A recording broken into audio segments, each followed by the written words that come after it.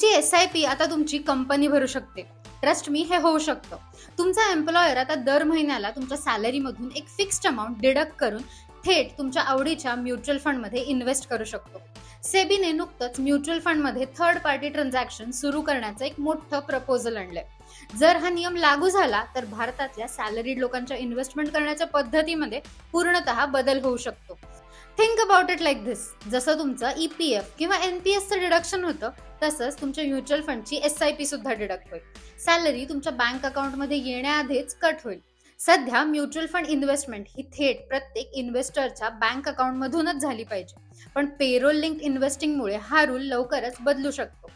या स्ट्रक्चरमध्ये एम्प्लॉईज स्वतःहून व्हॉलंटरीली ऑप्ट इन करू शकतात आणि त्यांना ज्या म्युच्युअल फंडमध्ये इन्व्हेस्ट करायचंय ती स्कीम चूज करू शकतात. त्यानंतर एम्प्लॉयर ही अमाऊंट थेट सॅलरीमधून मायनस करून त्या स्कीममध्ये ट्रान्सफर करेल.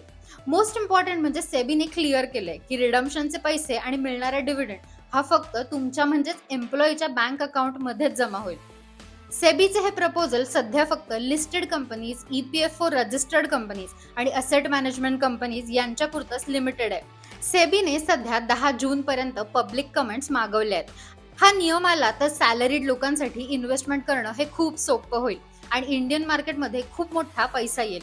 हा व्हिडिओ तुमच्या सगळ्या सॅलरीड फ्रेंड्स पर्यंत नक्की पोहोचवा आणि अशाच फायनान्स अपडेटसाठी चॅनलला फॉलो करायला विसरू नका.